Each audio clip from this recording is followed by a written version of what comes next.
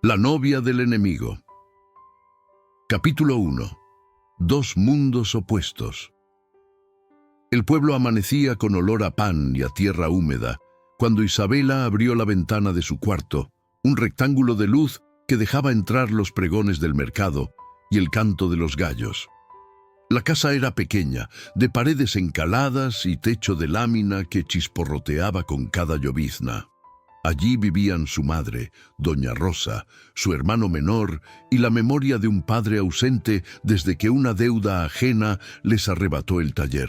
La muchacha acomodó su trenza y bajó al patio para poner agua al fuego. Mientras el hervor subía, repasó en voz baja la lista de encargos: coser el dobladillo de la maestra, entregar unas camisas al puesto de don Nicanor, dejar flores al santo de la capilla. No había días fáciles, pero los suyos tenían una dulzura terca, hecha de manos limpias, de trabajo bien hecho y de una esperanza que no hacía ruido. Las calles de piedra se iban poblando de pasos cuando Isabela cruzó el zaguán con la canasta al brazo. Saludó a la vecina que, barriendo el polvo, dibujaba un pequeño círculo de orden contra el desorden del mundo. Esquivó a los niños que perseguían un aro de metal y tomó la ruta del mercado donde el sol se filtra por lonas de colores. Allí la conocían por su sonrisa franca y por la costura precisa que devolvía la dignidad a la ropa gastada. Mientras entregaba un vestido reparado, escuchó, como quien recibe una noticia que no pidió, el apellido que partía conversaciones: Montenegro. Un camión con el emblema de la familia había pasado temprano hacia la hacienda, y los hombres de manos curtidas mascullaban la historia de siempre: fortuna levantada con trampas, tierras compradas a precio de miedo, contratos firmados con tinta y con sangre. Isabela bajó la mirada. Ese apellido era una piedra en el zapato del pueblo y una sombra antigua en la historia de los suyos. En la colina opuesta, donde los jacarandás visten de púrpura la temporada seca, se alzaba la casa grande de los Montenegro, un palacete de arcos, perros guardianes y vitrales que ardían al atardecer.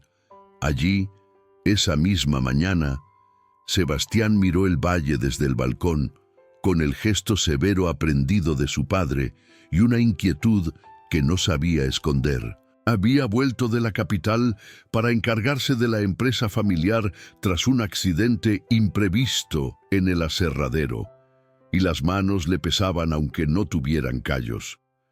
La fortuna que heredaba relucía al tacto de los contables. A su conciencia, sin embargo, la rodeaba un rumor oscuro: historias de jornaleros heridos, contratos torcidos, silencios comprados en la madrugada. El joven apretó la baranda y por un segundo deseó el anonimato de quien puede elegir. No lo tenía. Era un Montenegro, y ese título venía con cuentas que no terminaban en números. Don Arturo, el patriarca, irrumpió en el comedor con el diario bajo el brazo y la voz entrenada para ordenar. Enumeró reuniones, advirtió sobre la debilidad de ciertas concesiones y le recordó a su hijo que la distancia entre compasión y fracaso es un paso mal dado. Sebastián lo escuchó con el respeto que se les debe a los fantasmas que aún mandan, pero dentro de sí algo se resistía. Quizá el eco de la universidad, quizá las noches en que vio de cerca mundos donde las reglas se discutían y no se obedecían a ciegas.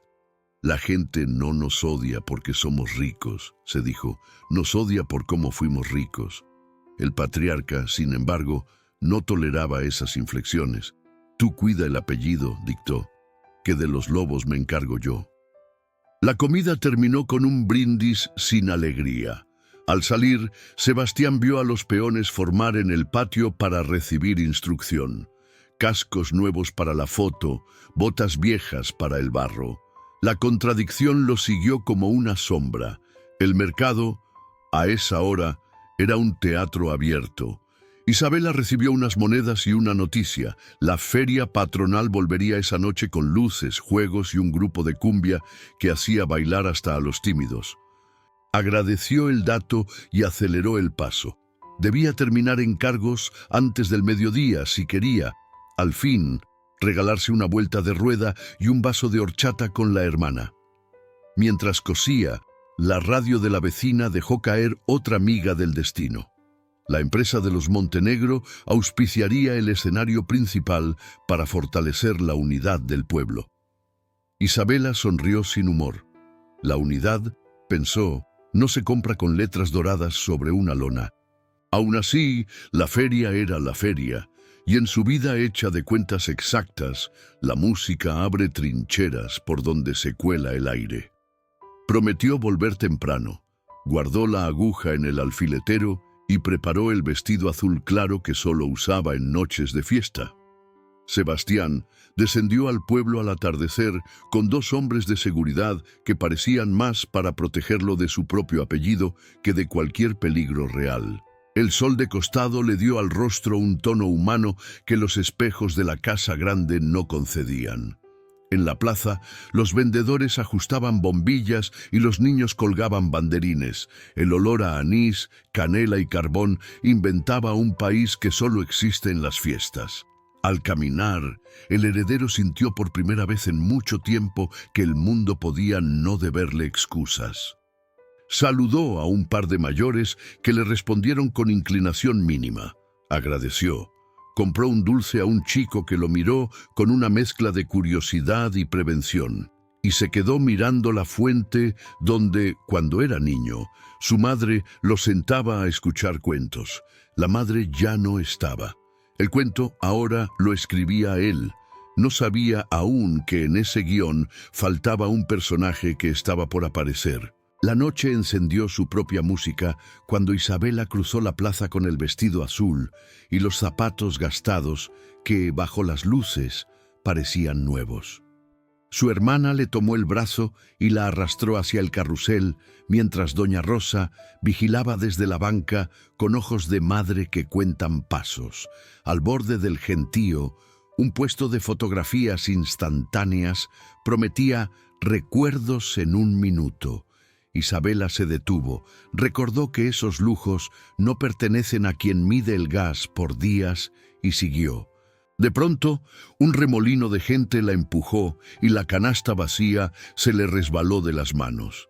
Al agacharse para recogerla, un par de zapatos negros, impecables, se detuvo junto a los suyos.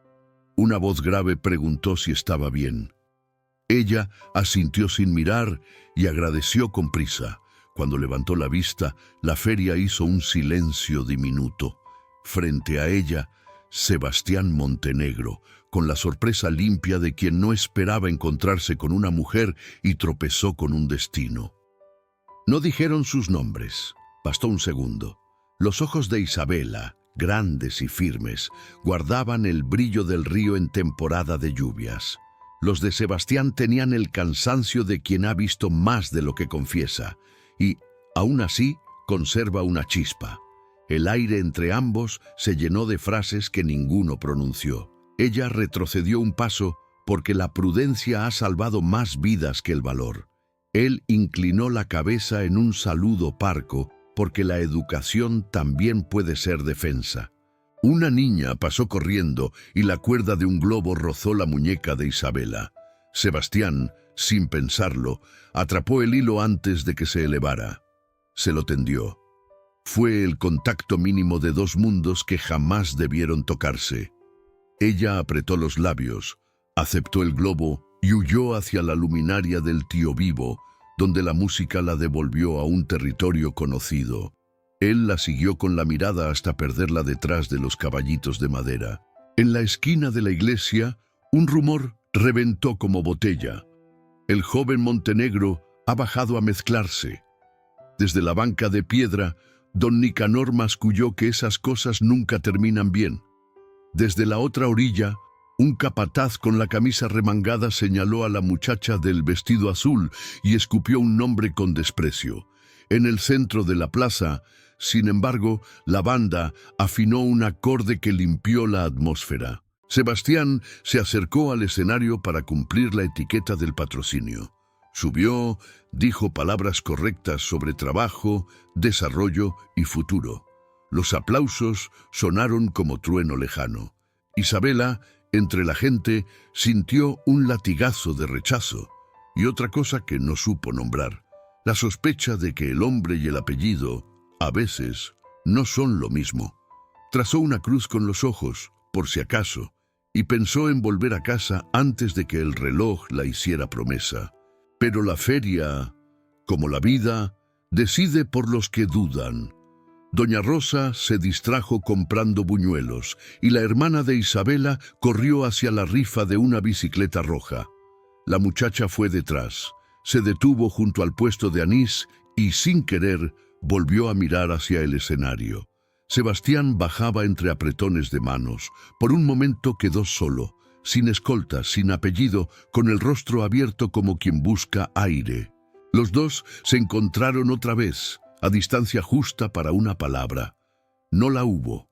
Una sirena de Bengala dibujó en el cielo una flor de fuego, y la plaza entera levantó la cabeza para verla morir en pétalos. Cuando los ojos de todos bajaron, ellos ya se habían perdido otra vez entre cables, toldos y promesas. La noche acabó con olor a pólvora dulce. Isabela regresó a casa con la bicicleta que no ganó, el globo que entregó a un niño y un silencio nuevo pegado a la piel. En el cuarto, mientras deshacía la trenza, se vio en el espejo y no se reconoció del todo. Había en su mirada una pregunta. Doña Rosa llamó a la puerta y le preguntó por la feria. Ella dijo que bonita, como siempre, y apagó la luz. En la oscuridad, el nombre que no quería pensar le rozó la boca sin convertirse en sonido. Le pidió al sueño que la guardara de los caprichos del corazón. El sueño obedeció a medias. En la hacienda, Sebastián dejó la chaqueta sobre la silla y se quedó de pie, con la ventana abierta a la madrugada. Los perros ladraban a fantasmas que solo ellos ven. El joven pensó en la muchacha del vestido azul, en la manera en que sostuvo el globo como si no supiera qué hacer con un regalo, en esa mezcla de orgullo y miedo que la rodeaba como un halo. El apellido, detrás, volvió a escupir su amenaza. No te confundas, la gente como ella aprende pronto su lugar. Él cerró los ojos y por primera vez en años imaginó desobedecer una orden que no había sido dicha, pero llevaba siglos dictándose. No sabía su nombre, ya sabía que iba a buscarlo. En el centro del pueblo quedaron, sobre el empedrado, confetis aplastados y huellas de pasos que contaban una coreografía de fiesta. Nadie vio, porque nadie ve las cosas pequeñas que cambian el mundo, que dos de esas huellas, las de una muchacha humilde y las de un heredero fatigado, habían coincidido durante un segundo bajo la misma luz. A partir de ahí, las versiones del futuro empezaron a discutirse en secreto, en los portales, en la hacienda, en el corazón de los que no se dan permiso para decir «quiero». La guerra de los padres seguía intacta. El amor, sin embargo, ya había encontrado su grieta. Y por esa grieta, como por la endija de una puerta, estaba entrando el aire de una historia que nadie, ni el destino, ni el dinero, ni la sangre, iba a poder contener para siempre. Capítulo 2. El primer encuentro.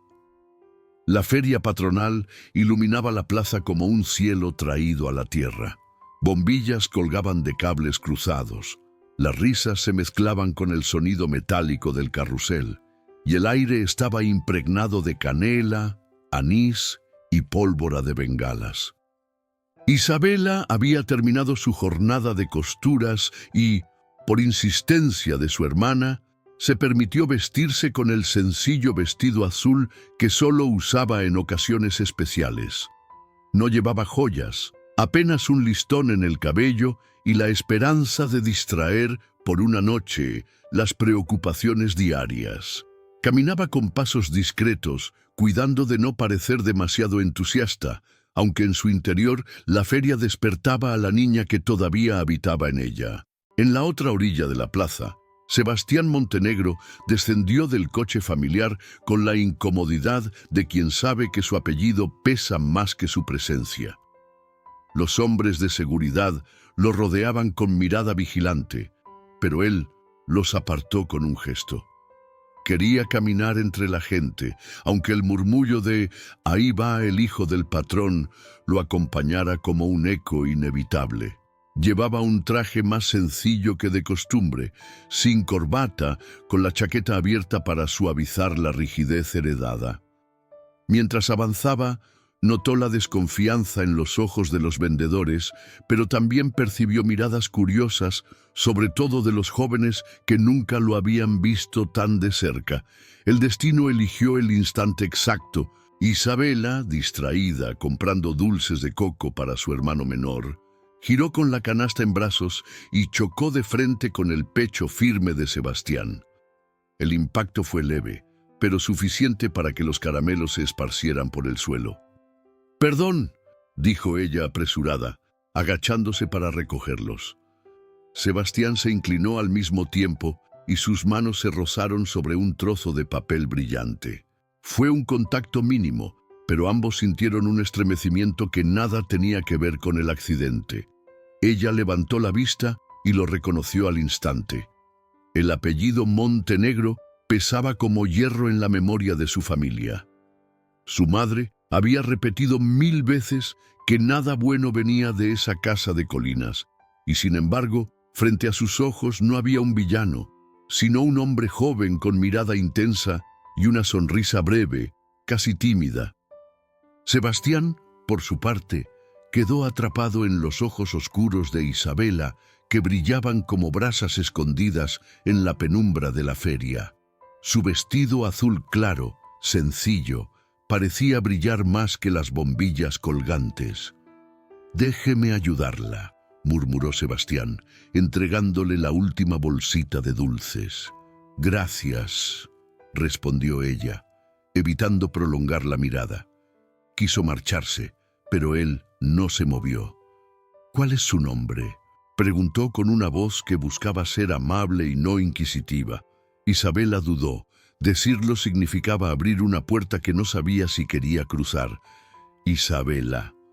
Sebastián lo repitió en silencio, como si guardara el sonido en algún lugar secreto. «Soy Sebastián». No hacía falta que lo dijera, ella ya lo sabía. La sangre en sus venas reconoció el peligro antes que su razón. Dio un paso atrás, con la prudencia de quien recuerda las historias que su madre le contaba al calor del fogón. «Encantada, pero debo irme». Él asintió, respetando la distancia, aunque sus ojos no pudieron disimular la chispa que había nacido. La vio alejarse entre luces y banderines y sintió, por primera vez en mucho tiempo, que algo escapaba al control de su apellido y de los negocios familiares. Esa noche, bajo el estallido de fuegos artificiales, ambos pensaron en lo ocurrido. Ella, con el corazón acelerado, se juró olvidar ese encuentro para no tentar al destino. Él, desde la hacienda, sonrió al recordar el nombre que ahora retumbaba en su mente: Isabela. El primer encuentro había ocurrido, y aunque breve, había encendido una llama que la guerra de sus familias jamás podría apagar del todo. Capítulo 3. La guerra de los padres. El odio entre las familias de Isabela y Sebastián no era un secreto. Era una herida abierta que todos en el pueblo conocían. Una cicatriz tan profunda que parecía transmitirse de generación en generación. Los Montenegro habían levantado su fortuna en los años más duros, comprando tierras a precios miserables, desplazando campesinos y rompiendo pactos que en otros tiempos se sellaban con un apretón de manos. Para ellos, todo se resolvía con dinero o con miedo. Don Arturo, padre de Sebastián, había sido el arquitecto de esa fortuna. Un hombre frío, calculador, acostumbrado a doblegar voluntades con una sola mirada. Del otro lado estaban los Ramírez, la familia de Isabela. Su padre, don Manuel, había trabajado durante años en los aserraderos de los Montenegro. Era un hombre noble, respetado por su comunidad, hasta que una disputa por salarios justos terminó en tragedia. Los capataces, enviados por Arturo, le tendieron una trampa. Lo acusaron de robo y lo despidieron sin pruebas, manchando su nombre y dejándolo sin sustento. Desde entonces, la familia Ramírez vivió con la sombra de esa injusticia, sobreviviendo a base de trabajo honrado y la solidaridad del pueblo, que conocía la verdad, pero temía al poder de los Montenegro. Las historias corrían de boca en boca, que Arturo Montenegro había amenazado con incendiar tierras si no le vendían, que hombres a su servicio desaparecieron tras reclamar mejores condiciones, que la sangre de varios inocentes se mezclaba con los cimientos de su hacienda. Para Isabela, esas historias no eran rumores, eran parte de su vida, marcas que había visto en la mirada de su madre cada vez que se mencionaba el apellido Montenegro. Por eso, el choque de miradas en la feria no era apenas un encuentro, era una afrenta al destino. El pueblo entero lo habría llamado traición si supieran que Sebastián había sentido algo al mirar a Isabela, o que ella no había podido apartar los ojos de él. Porque el odio entre sus familias no era solo un conflicto antiguo, era un campo de batalla aún vivo, donde cualquier acercamiento era un desafío a las reglas no escritas que sostenían el frágil equilibrio del pueblo. Esa noche, mientras Sebastián cenaba en la hacienda, Arturo habló con voz dura. «Recuerda siempre, hijo, los Ramírez no son nuestros iguales. Ellos son los que intentaron manchar nuestro apellido. Si los ves, cruza de acera. Si te hablan, no respondas. La enemistad con esa gente se hereda con la sangre». En la humilde casa de los Ramírez, doña Rosa decía casi las mismas palabras a Isabela. «Hija, prométeme que jamás te acercarás a un Montenegro. Esos hombres no saben amar, solo destruir. Tu padre pagó caro por enfrentarse a ellos, y yo no permitiré que tú cargues con la misma cruz. Dos hogares distintos, dos mesas separadas por kilómetros y por mundos, pronunciaban la misma prohibición. Pero el destino, caprichoso, ya había tejido otra historia, la de un amor imposible, nacido en medio del odio y de la guerra de los padres. Capítulo 4. Palabras prohibidas.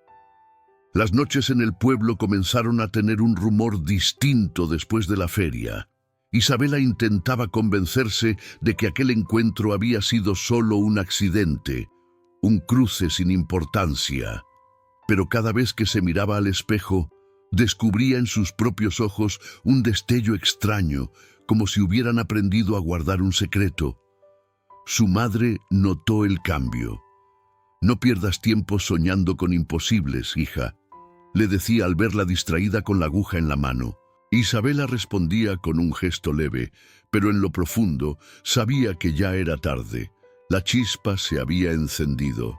Sebastián, por su parte, bajaba al pueblo con excusas cada vez más débiles. Revisaba cuentas, saludaba a proveedores, se paseaba por calles donde nunca había puesto un pie antes. Lo hacía con la esperanza muda de verla entre los toldos de mercado o en la fuente de la plaza. Cuando al fin coincidieron otra vez, fue bajo la sombra de un naranjo, mientras Isabela compraba harina. Él la saludó con una cortesía que parecía exceso. Ella bajó la vista, como si los adoquines fueran más seguros que su mirada. «No debería hablarle», susurró Isabela, apenas audible. «Entonces no me hable», respondió Sebastián con una sonrisa tenue. «Solo escúcheme». Aquellas palabras fueron el inicio. No eran confesiones, no eran promesas, solo frases breves que cruzaban como pájaros en vuelo. Hablaban de cosas pequeñas, el clima, la música de la feria, los cuentos de la gente del pueblo. Pero detrás de cada palabra había un fuego escondido, una verdad que ninguno se atrevía a nombrar. Pronto, las conversaciones se volvieron encuentros furtivos. Un saludo en la iglesia, un intercambio rápido en la panadería, un par de frases en el camino al río. Ninguno se tocaba, ninguno se permitía prolongar demasiado el momento, pero en cada mirada había un mundo que crecía en silencio. Una noche, en la vieja capilla abandonada donde los jóvenes a veces dejaban velas, se encontraron por azar. El viento movía los portones y el eco multiplicaba sus pasos. Sebastián se acercó, con la voz temblorosa de quien sabe que está cruzando una línea. «¿Por qué siento que lo prohibido es lo único que me da vida?», confesó mirándola con intensidad. Isabela tragó saliva con los ojos húmedos, porque a veces el corazón no entiende de guerras ni de apellidos. Las palabras quedaron suspendidas en el aire como juramentos invisibles. No hubo beso, no hubo abrazo, solo un silencio compartido que valía más que 1000 caricias. Sabían que estaban jugando con fuego, pero también sabían que el fuego ya los había reclamado como suyos. Desde aquella noche, las palabras prohibidas se volvieron su refugio. Eran frases robadas al tiempo, promesas que no se decían completas, deseos disfrazados de conversaciones triviales. Y aunque ambos juraban ser prudentes, en el fondo intuían que tarde o temprano lo que callaban se volvería imposible de esconder. Capítulo 5. La sombra del peligro. Las palabras prohibidas entre Isabela y Sebastián crecían como enredaderas en la penumbra, silenciosas, pero cada vez más difíciles de ocultar. Ellos pensaban que el pueblo entero estaba demasiado ocupado en sus rutinas para notar miradas robadas o pasos que coincidían en los caminos. Pero el destino siempre pone ojos donde más duele. Y esos ojos eran los de Esteban, capataz de confianza de don Arturo Montenegro, un hombre de semblante duro y reputación manchada por favores oscuros. Una tarde, mientras Isabela caminaba rumbo al río para recoger agua fresca, Sebastián apareció con la excusa de revisar unas tierras cercanas. Conversaron bajo la sombra de un árbol a una distancia prudente, pero lo suficiente íntima para que las sonrisas hablaran más que las palabras. Lo que no sabían era que Esteban observaba desde lejos, escondido entre los matorrales, con una sonrisa torcida que ya calculaba cómo sacar provecho de aquella traición. Esa misma noche, en la cantina del pueblo, Esteban dejó caer frases envenenadas. «La hija de los Ramírez anda demasiado cerca del joven patrón».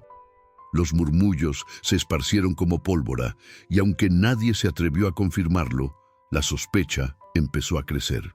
Algunos lo tomaban como simple chisme, otros como una provocación peligrosa. Isabela lo notó primero en las miradas de las vecinas, demasiado largas, demasiado cargadas de juicio. Su madre también lo percibió y la interrogó con dureza. «¿Hay algo que debas saber, Isabela?». La muchacha negó, con el corazón en un hilo, porque decir la verdad habría sido como encender una antorcha en medio del campo seco. Sebastián, por su parte, fue confrontado directamente por Esteban. En una visita a la hacienda, el capataz se acercó con sonrisa maliciosa. «Tiene buen gusto, joven, aunque jugar con fuego suele dejar cicatrices. ¿Qué pensaría su padre si supiera que se entretiene con la hija de un enemigo?». Sebastián lo encaró con furia, pero Esteban ya había ganado. El secreto estaba bajo amenaza. Desde entonces, cada encuentro se volvió más arriesgado. Los pasos debían ser calculados, las palabras más cuidadosas. Lo que antes era un romance naciente se transformó en una batalla contra el tiempo y la vigilancia. El peligro ya no era solo la guerra de los padres, era la certeza de que alguien podía traicionarlos en cualquier momento. Y aún así, el amor prohibido ardía más fuerte, porque cuanto más oscuro se volvía el mundo a su alrededor, más brillaban sus encuentros. Ellos no lo sabían, pero el precio de ese fuego apenas comenzaba a cobrarse. Capítulo 6. El juramento de amor. La tormenta había caído de improviso aquella tarde, como si el cielo mismo quisiera limpiar la tensión que pesaba sobre el pueblo. Isabela corrió hasta el viejo granero en las afueras, buscando refugio de la lluvia que azotaba con furia los techos de lámina. Estaba empapada, con el vestido pegado a la piel y el cabello chorreando como ríos oscuros sobre sus mejillas. Apenas cerró la puerta, un relámpago iluminó la figura de Sebastián, que ya estaba allí, como si el destino hubiera decidido conspirar otra vez. Por un instante se miraron en silencio, jadeantes, escuchando el estruendo de la tormenta. Él dio un paso hacia ella, con los ojos ardiendo de sentimientos que ya no podía ocultar. «Isabela», murmuró, la voz temblorosa. «No puedo seguir viviendo como si no sintiera esto». Ella quiso hablar, pero el corazón le ganó a las palabras. La tensión, la cercanía, el miedo de ser descubiertos, todo se mezclaba en un torbellino que se desbordó en un abrazo desesperado.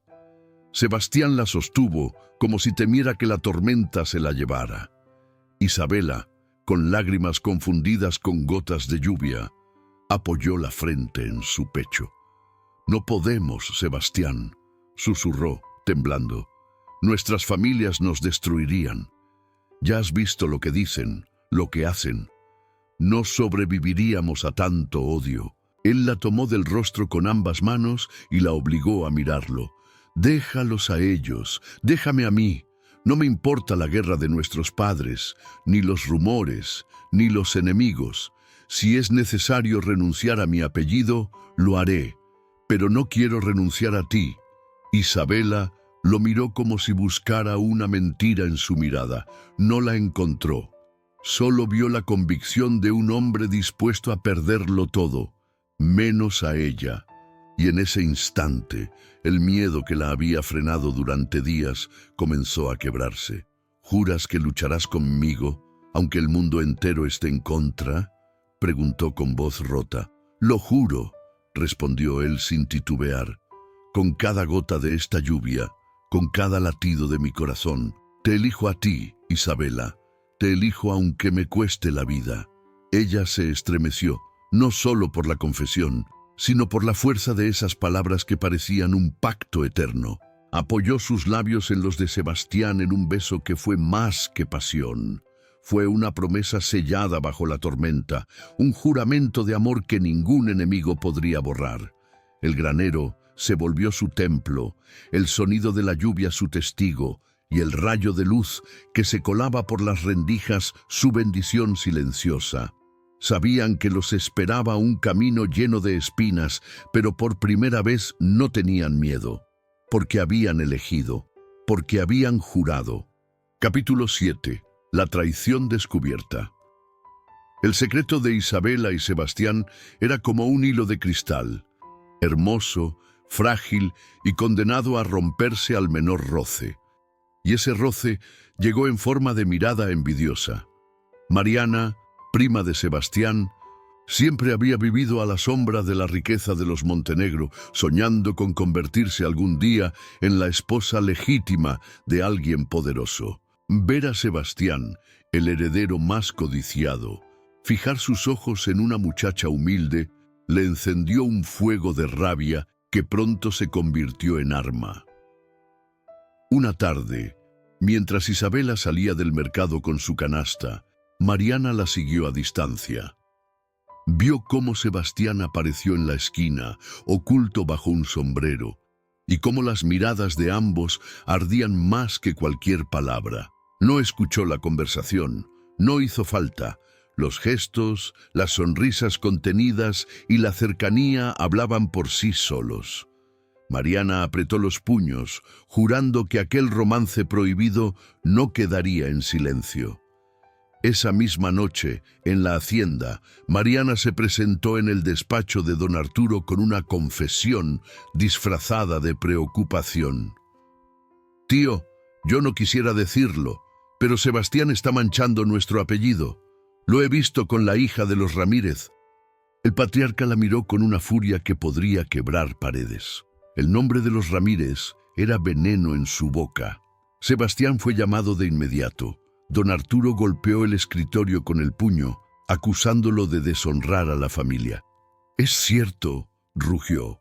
¿Te atreves a ensuciar nuestra sangre con la descendencia de esa gente que siempre nos ha odiado? Sebastián, por primera vez en mucho tiempo, no agachó la cabeza. No es una mancha, padre, es amor. Y aunque intentes prohibirlo, no dejaré de verla. Las palabras cayeron como una bomba. Mariana sonrió en la penumbra, satisfecha por haber encendido la mecha de la tormenta. En el pueblo, los rumores ya comenzaban a circular. Doña Rosa escuchó a dos vecinas susurrando en la panadería. Dicen que la hija de los Ramírez anda con un montenegro. El corazón de la madre se hundió. Esa noche enfrentó a Isabela con lágrimas y enojo. ¿Es verdad, hija? ¿Has perdido el juicio? ¿Quieres condenar a tu familia entera? Isabela, entre lágrimas, confesó lo que había tratado de negar incluso a sí misma. Lo amo, mamá, y nada puede cambiar eso. El secreto ya no era secreto. Las familias, el pueblo entero, estaban a un paso de enfrentarse por un amor imposible. Y mientras las lenguas afiladas destilaban veneno, Sebastián e Isabela comprendían que ya no había vuelta atrás. El mundo había descubierto lo que el corazón había gritado en silencio. Capítulo 8. Entre la vida y la muerte. La tensión entre los Montenegro y los Ramírez había alcanzado un punto insoportable. Lo que antes eran rumores ya era certeza, y lo que antes era desdén se había convertido en furia abierta. El pueblo entero comentaba el romance prohibido. Unos lo veían como un pecado imperdonable, otros como un acto de valentía. Pero para los patriarcas de ambas familias, aquello era una afrenta que debía pagarse con sangre. Una noche, mientras Isabela regresaba del río con su cántaro de agua, un grupo de hombres enviados por Esteban, el capataz que había descubierto el secreto, la interceptó en el camino. Con palabras cargadas de veneno, le advirtieron que las Ramírez no se mezclan con los Montenegro. Antes de que pudiera reaccionar, uno de ellos la empujó, y el cántaro rodó por el suelo, quebrándose en 1000 pedazos. Los hombres avanzaron con intenciones que iban más allá de una simple amenaza. Pero Sebastián, que la seguía a distancia por temor a que algo así ocurriera, apareció de pronto. Con furia contenida se enfrentó a los hombres, desarmado pero decidido. Hubo golpes, gritos, la tierra se tiñó de sangre cuando uno de ellos sacó un cuchillo. Sebastián, herido en el brazo, logró empujar a Isabela hacia la vereda y gritarle que corriera. Ella, con el corazón en llamas, se negó a abandonarlo, sosteniendo su camisa para detener el sangrado, mientras los atacantes huían, dejando tras de sí la sombra de una advertencia mortal. Isabela lo sostuvo en sus brazos, llorando bajo la luz temblorosa de la luna. «No puedes arriesgarte así, Sebastián», dijo entre sollozos. «Van a matarte, y a mí también».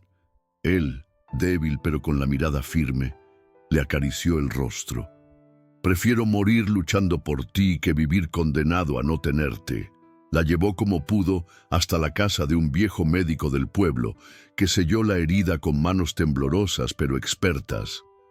Mientras tanto, Camila se debatía entre el miedo y la certeza de que aquella noche algo había cambiado para siempre.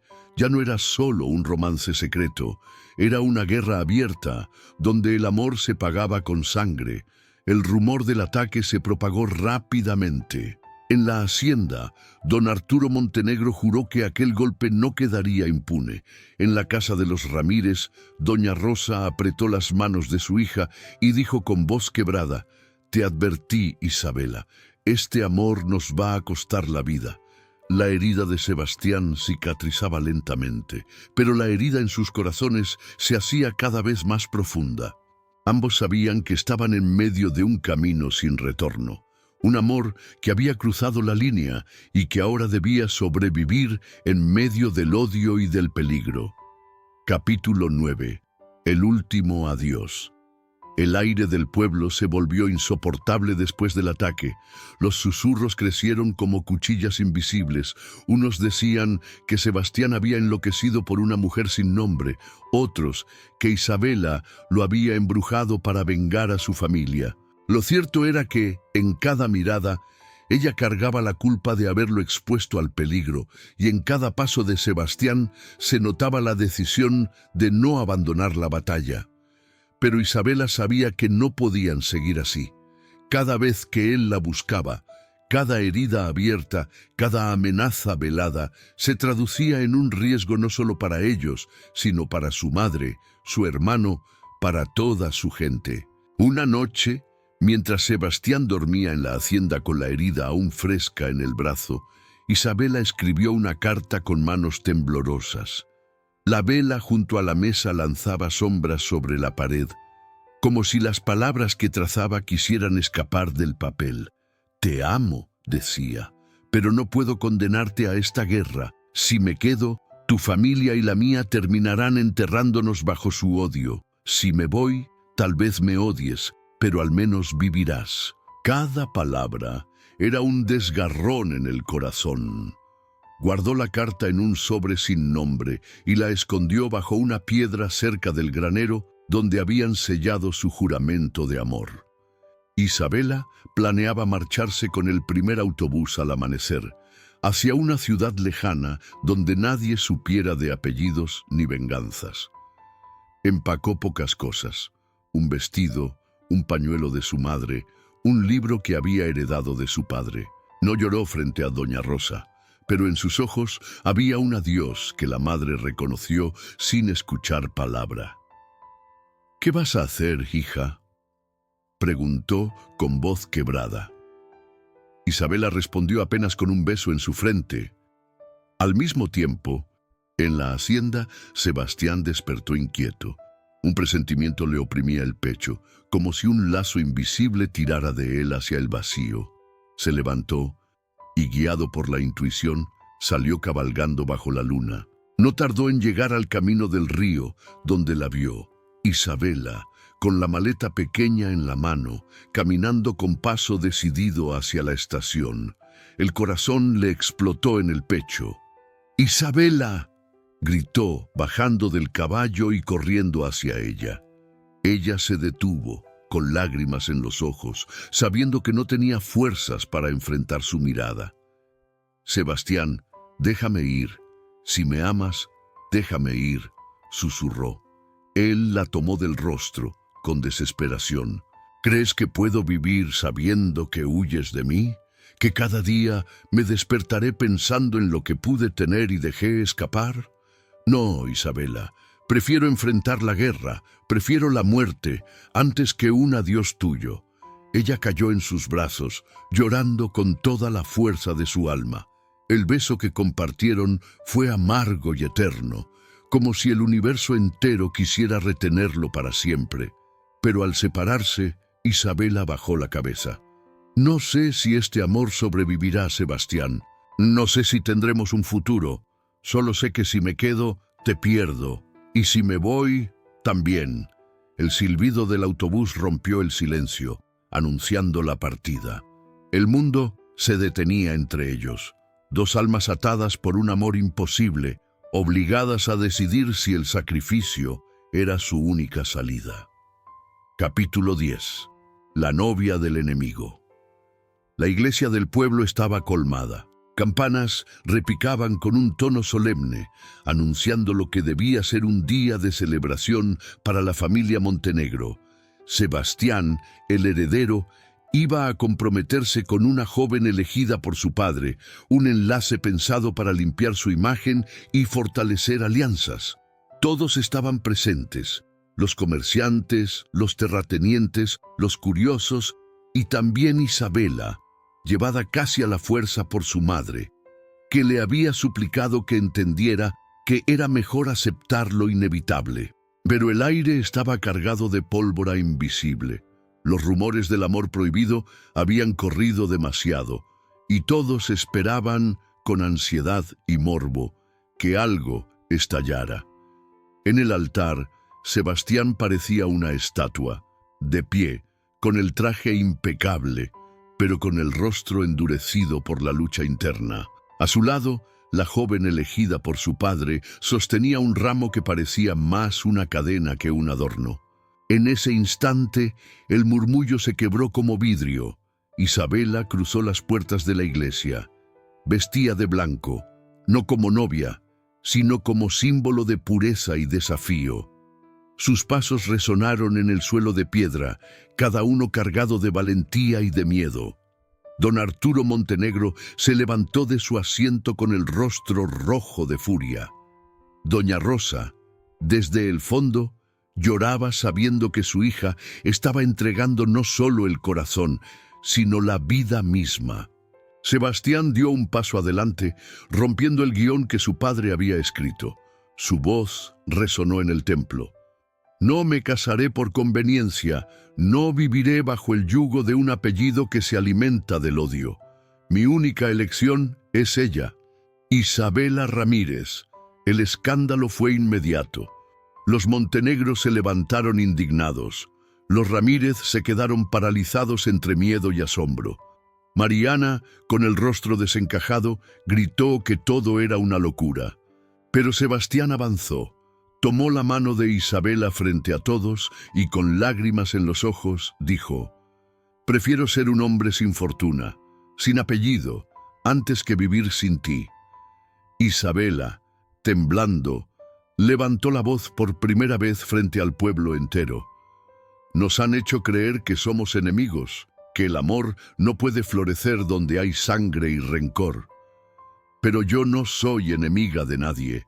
Yo soy la mujer que ama a este hombre, y nada podrá arrancar eso de mi corazón». El silencio fue absoluto, como si hasta las campanas contuvieran el aliento. Don Arturo, con la voz grave, gritó que jamás permitiría semejante humillación, pero Sebastián, con la fuerza de quien ya no teme, lo enfrentó. «No puedes decidir más por mí. El odio termina aquí, contigo. Yo elijo el amor». Los presentes se miraban incrédulos, atrapados entre siglos de enemistad y la evidencia de dos corazones que desafiaban el destino. Doña Rosa se levantó y, con lágrimas en los ojos, pronunció lo que nadie esperaba. «Si mi hija está dispuesta a entregar la vida por este amor, yo también la apoyaré».